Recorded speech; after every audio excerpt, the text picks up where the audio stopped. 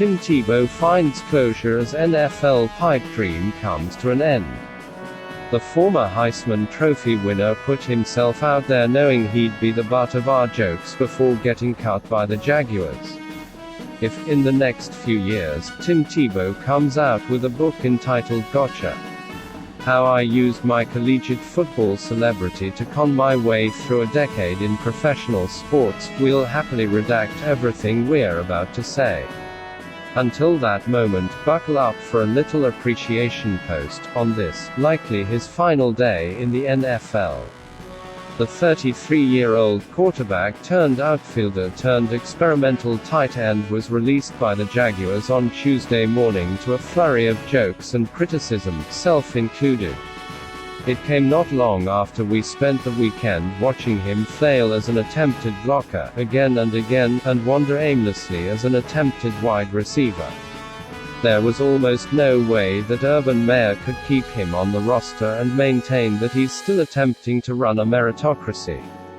Indeed, there was snaps during Jacksonville's preseason opener that looked as though Tebow was actually putting his teammates in danger, which is probably what moved the needle from cheeky, novel experiment toward reckless disaster. One would hope that Meyer saw better blocking out of Tebow in training camp before willingly calling a play where someone else's safety hinged on him running the correct route depth or chipping another defender. That said, Tebow went into this knowing that he would be the butt of our jokes. He went into this knowing that, like his attempt to reach the Mets, he would be lampooned for every fish out of water moment. He went into this knowing that some of us would use his religion, something that is vital to his daily existence and a tool of outreach he uses to try to inspire others, as a jumping-off point for cheap shots.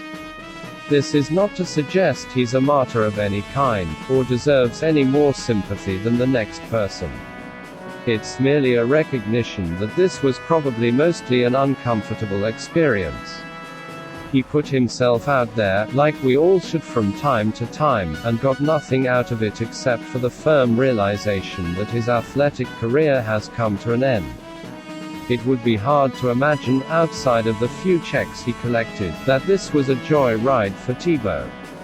While we rarely get this kind of closure in our own lives, and that in itself is valuable, to live it out so publicly, from minor league bust to first cut at training camp, cannot feel like anything but a shot to the gut, a repeated reminder that it's time to move on. There is loads of money to be made as a former Heisman Trophy winner who sits around merely suggesting that if I were around today I'd be scoring 40 touchdowns a year, and some analysts play the role artfully.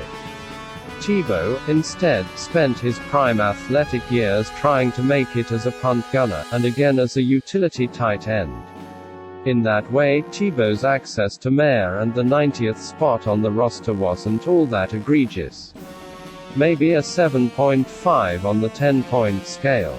It lasted a few weeks before the mandatory roster cut down. If there was an aspiring dreamer of a prospect who was somehow edged out in the process, a player truly good enough to make a roster as the 90th player out of camp that wasn't given the chance, then here's hoping the guy latches on elsewhere and never lets Meyer hear the end of it. Here's hoping his story is a warning to everyone who ever went to a small school and glossed over every prospect in the place because they were too worried about missing on the 17th Alabama player coming out that year.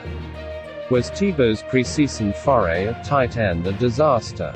Yes. Did it turn out worse than some of us possibly envisioned at the outset? Yes. But was it worth exploring from a game planning standpoint, given the success of players like Taysom Hill, even though Hill was a far more accomplished collegiate passer and was better equipped to read defenses and get rid of the ball quickly? Yes. Does he deserve a little credit for chasing a dream, even when he had to know that it might have turned out this way? That's up to the rest of the world, half of which has supported him along the way through all of these ventures, and the other half, which waits for the inevitable thud.